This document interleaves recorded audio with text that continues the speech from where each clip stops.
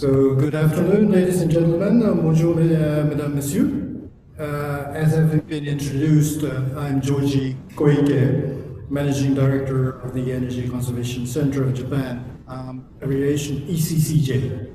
So it's my pleasure to be here to moderate session 2 and 3 of EMAK12.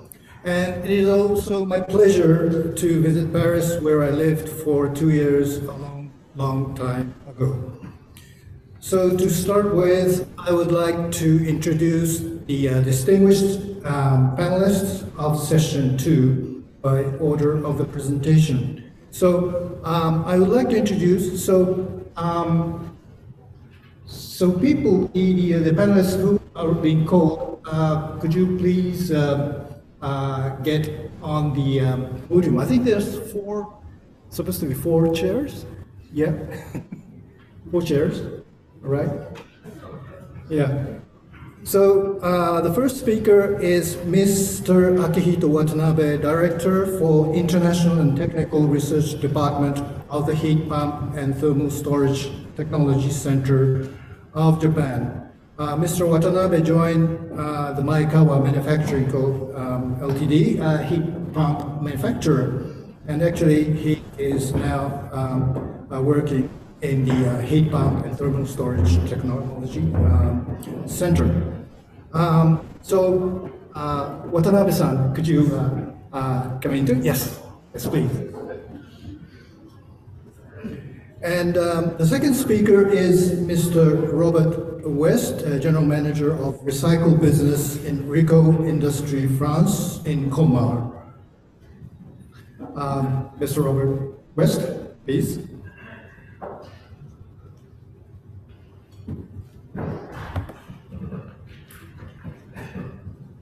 And now the third speaker is Mr. Tomoya Onuki, member of Facility Manager Manufacturing Department of the Kakegawa factory of Shiseido Limited.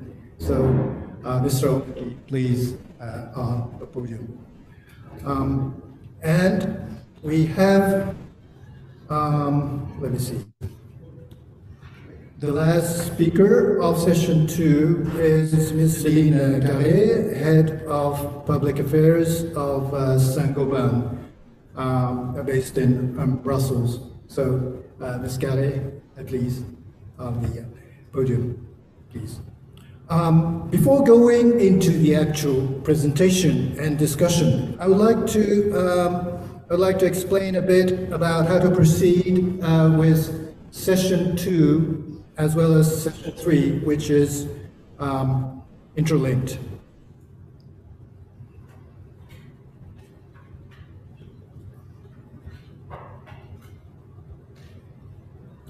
At the beginning of this session, I would like to present a guiding presentation first, in order to show the participants how what is the aim, what is the meaning of session 2 and 3.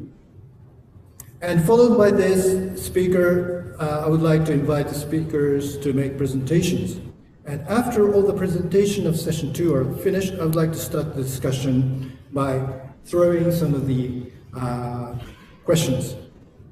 And this is followed by session 3 later, and the procedure is the same for what I have explained. So, I would like to give a very short guidance for session 2 and 3, maybe 10 minutes or maybe 15 minutes. I would like to be short, and after 15 minutes has passed, I think my staff will come here to drag me down, so I will make it short.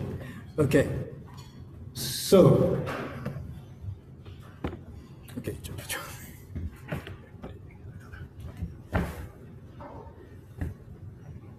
Okay.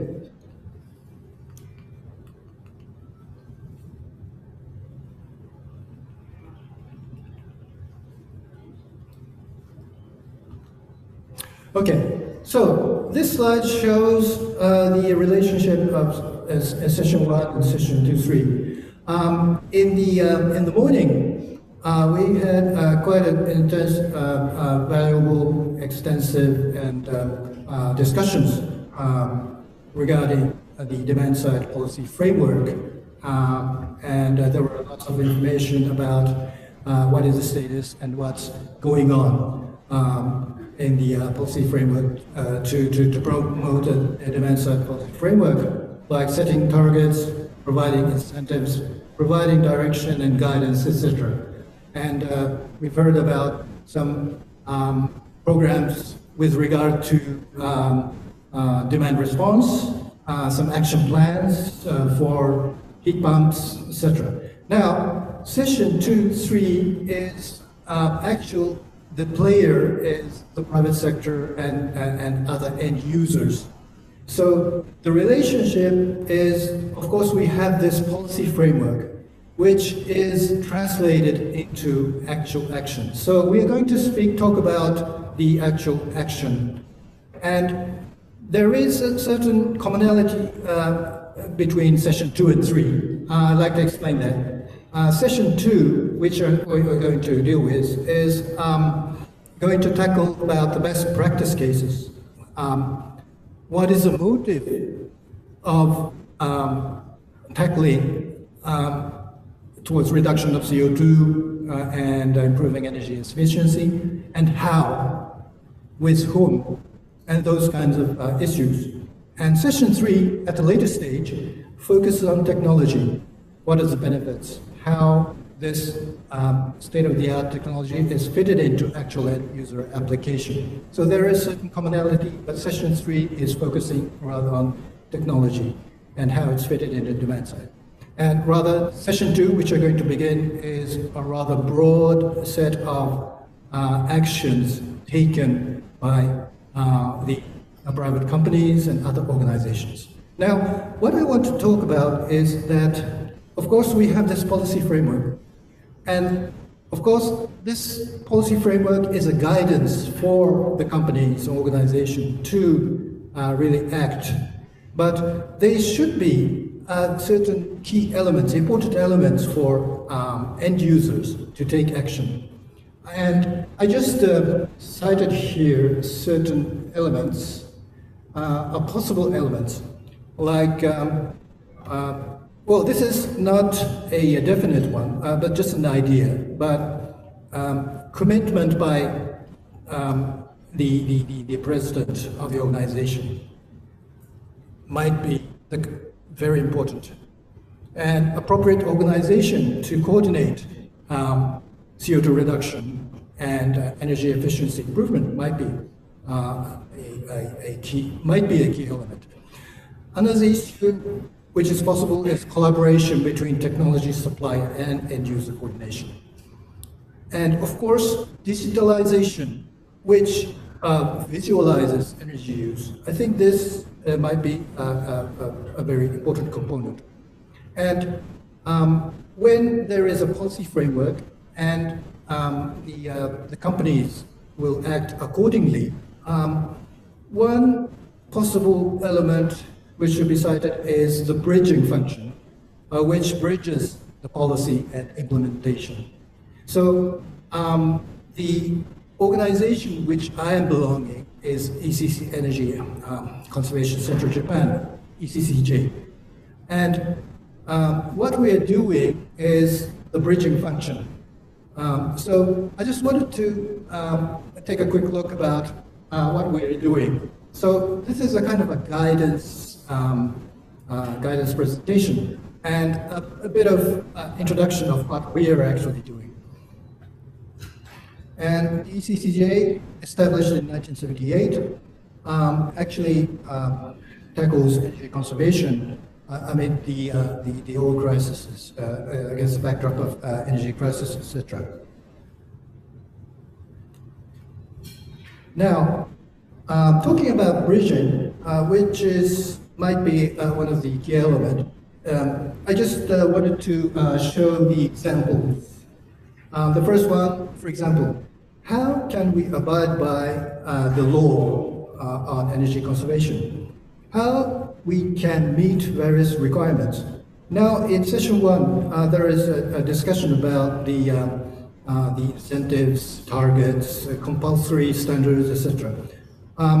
However, there is a case in which this regulation should be articulated and provided to information, especially to SMEs and other organizations who does not necessarily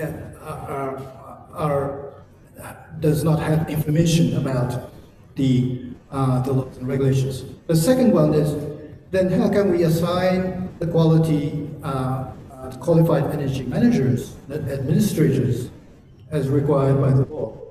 And we actually carry out qualification exams to pick the energy managers according to the law, or providing training courses. And third one is an example. How can we economize energy use or reduce CO2? Many companies, especially SMEs, they do not know from where to tackle. So in that case, the experts will visit the company to perform energy audits and provide proposals, to mid to long-term proposals, and to investigate what can they do actually. There are plenty of room to take actions, or to provide consultations in order to help them to plan the actual reduction process. So these are the examples. Now, I just talked about the concrete examples of the energy management, the audit which ECCJ, our organization, is performing. First, the experts will visit the companies and identify issues. And according to that issue, the action is proposed, which the typical one is providing proposals on short-term actions, which does not involve any operations. There are plenty of routes to do so. And the long-term actions, which involves investment. Let's say for short-term actions, reduction of air ratio, or reduction of pressure levels of air leakage of facility, or suspension. There are some facilities running day to midnight, so suspension of operation of unnecessary equipment might be a short-term solution. Talking about long-term actions, of course, we need more of an investment, which is B, introducing heat exchangers, usage of LED lamps, etc., etc. So this is the actual case of manufacturing. And the same goes to the retail, for example, supermarkets. So the energy experts retained by our center actually visits and identify issues and to propose short-term and mid to long-term actions accordingly. And one other issue of bridging is to provide an appropriate information on what kind of technology is available, what kind of business models is available in order for the companies to refer to. So we have this Energy Conservation Grand Prize. This is the Energy Conservation Award, which takes place once a year. The aim is to provide motivation towards energy efficiency improvement and CO2 reduction. And of course, to enhance the application of promising technology and business model by end users. And there are certain trends regarding the awardees. I just wanted to highlight some of them. Oh, sorry. This could be, oh yes. The recent trends of these awardees is the growing utilization of electricity and heat pumps, which I think some of the presenters will tackle. And increased interest in zero energy building, ZEB, and pursuit of efficient energy use through digital use, and visualization of production and energy consumption. These are the latest awardees' trends. And this, I just introduced this because this eventually shows a kind of a general trend towards energy efficiency, tackling energy efficiency and CO2 reductions. And one more issue is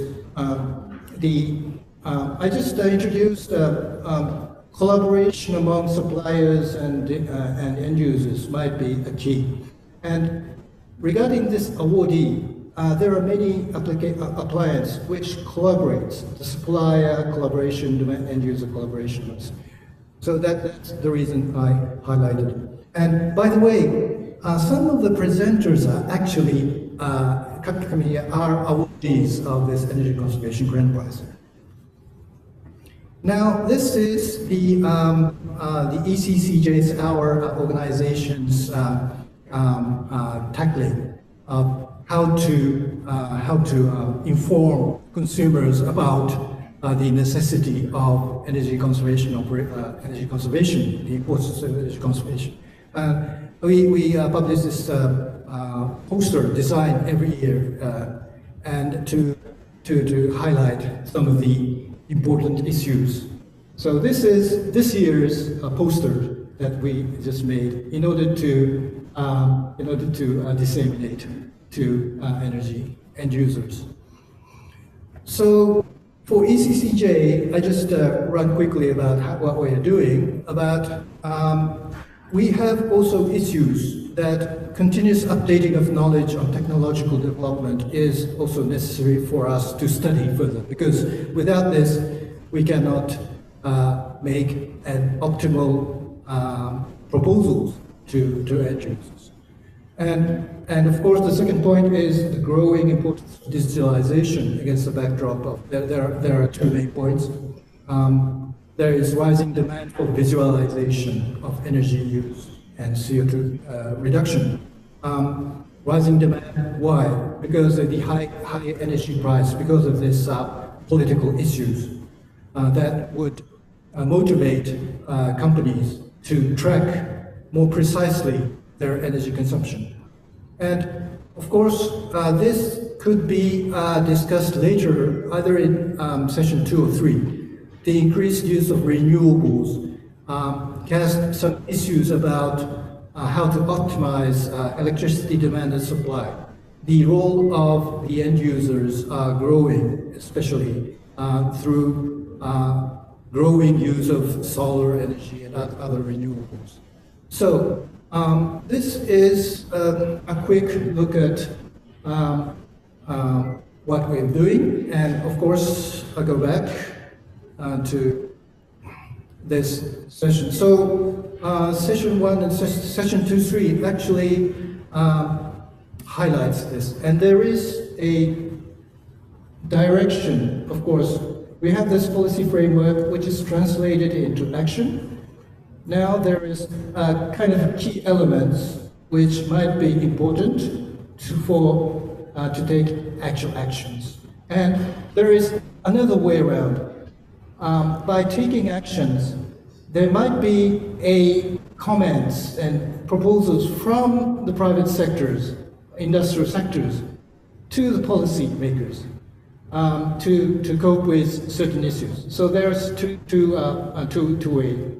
directions.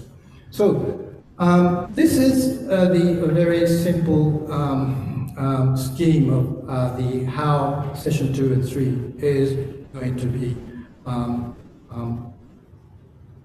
positioned. And of course, it's not my intention to pose any conclusions, but rather